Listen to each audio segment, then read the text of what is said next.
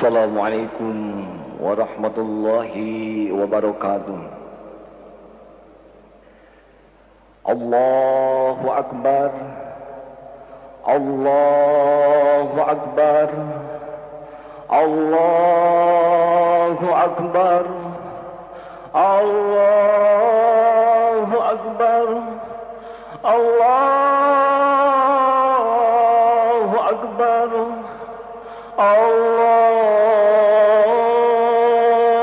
Akbar, Allahu Akbar kabira walhamdulillahi katsira wa subhanallahi bukratan wa ashira. La ilaha illallah wahdahu la syarika lah, lahul mulku wa lahul hamdu wa huwa ala kulli syai'in qadir. Asyhadu an la ilaha illallah wahdahu la syarika lah wa asyhadu anna Muhammadan abduhu wa rasuluh. Allahumma salli wa sallim wa barik ala Muhammad wa ala alihi wa sahbihi ajma'in, amma ba'd. Ayuhal hadirun, ittaqullaha haqqa tuqatih wa la tamutunna illa wa antum muslimun. Wa qala Allah ta'ala fil Qur'anil Karim, a'udzu billahi minasy syaithanir rajim. Qad aflaha man tazakka wa dzakara isma rabbih fasalla. Al-ayah. A'udzu billahi minasy syaithanir rajim. Qad aflaha man zakkaha wa qad khaba man dassaha. Al-ayah. Tiada Tuhan selain Allah yang maha gagah, yang pasti sedang menyaksikan dan memperhatikan pertemuan ini. Semoga siapapun yang ditakdirkan Allah hadir pada saat ini, sebanyak apapun dosa-dosanya diampuni habis, sekotor apapun aib-aibnya dikikis habis. Dan semoga siapapun yang hadir saat ini digolongkan menjadi orang-orang yang diberi karunia sisa umur yang indah, sisa umur yang penuh makna, dan sisa umur yang penuh manfaat bagi agama dan bagi umat manusia. Amin ya Allah ya Rabbal Alamin. Hadirin wa hadirat rahimakumullah. Setiap manusia sangat rindu, sangat menyukai, sangat menghormati yang bernama keindahan. Orang sangat menyukai keindahan. Orang sangat menganggap keindahan adalah pangkal daripada puji dan harga. Sehingga tidak usah heran kita saksikan begitu banyak orang memburu keindahan. Ada orang yang berani pergi berpuluh bahkan beratus kilometer semata-mata untuk mencari suasana pemandangan yang indah. Banyak orang berani letih setiap hari, dia berlatih setiap saat saking ingin memiliki tubuh yang indah. Bahkan orang berani membelanjakan harta berpuluh atau beratus juta sekalipun atau bermiliar karena sangat rindu bisa memiliki rumah atau kendaraan yang indah. Betapa banyak orang yang sangat rindu akrab dengan keindahan. Tapi apa yang terjadi?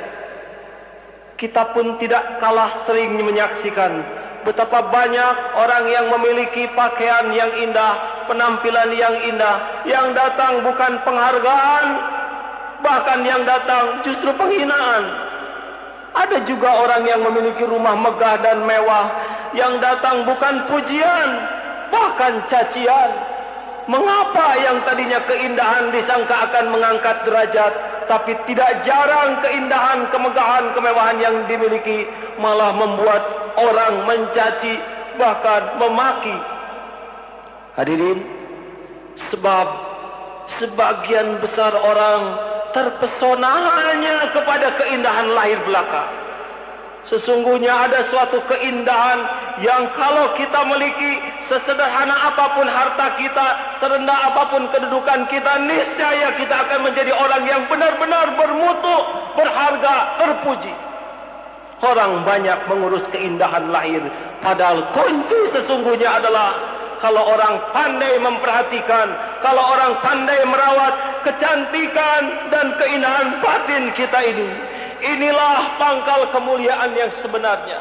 Rasulullah sallallahu alaihi wasallam pakaiannya tidak bertabur bintang, tidak bertabur tanda jasa dan pangkat, tapi demi Allah sampai saat ini tidak kurang kemuliaannya. Rasulullah tidak menggunakan singgasana dari emas yang hebat, tidak memiliki rumah yang megah dan indah, tapi tidak kurang sampai saat ini kemuliaannya, tidak kurang kemuliaannya, tidak kurang penghargaan terhadap beliau. Subhanallah, apakah rahasianya? Karena Rasulullah SAW adalah orang yang sangat menjaga mutu keindahan dan kesucian kalbunya. Hadirin,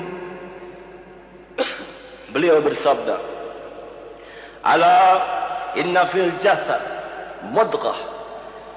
Ketahuilah, dalam jasad manusia ini ada segumpal daging.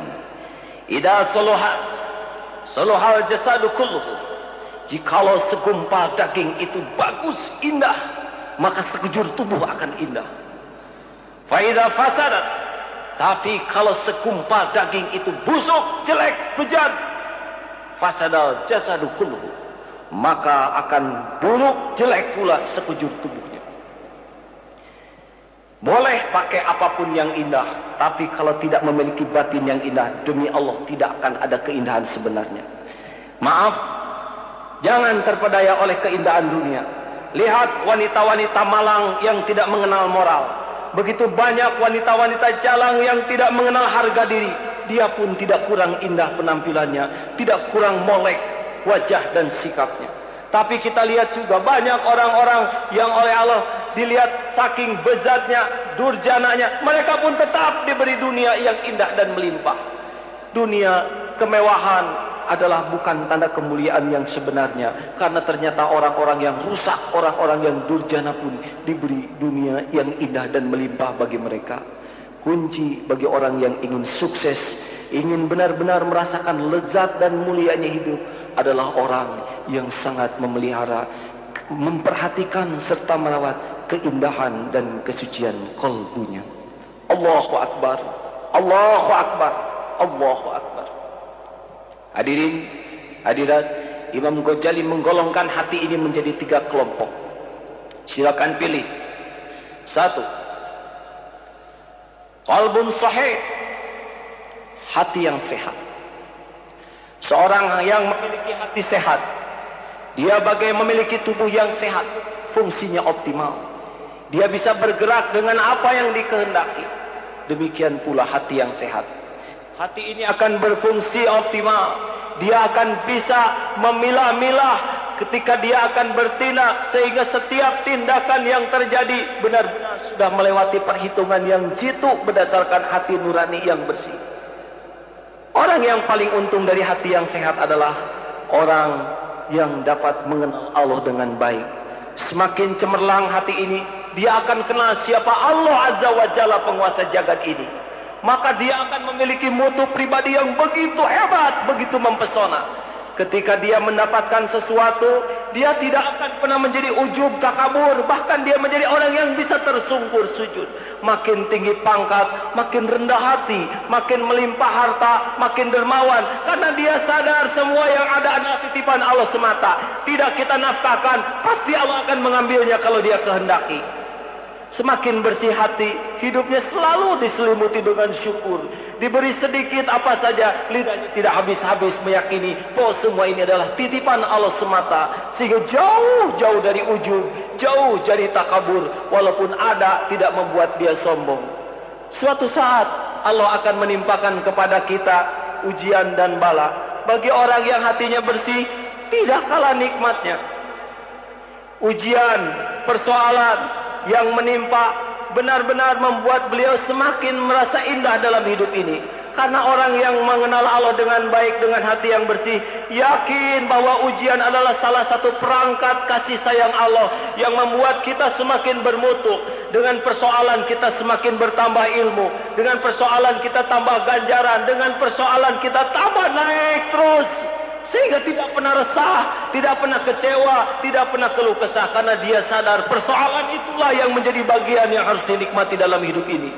Maka tidak usah heran, orang yang hatinya bersih ditimpa apapun dalam hidup ini, dia bagai air di relung lautan yang dalam, tidak pernah berguncang-guncang walaupun ombak badai saling menerjang. Dia bagai karang yang tegar diterpa ombak, tidak roboh, tidak ada putus asa.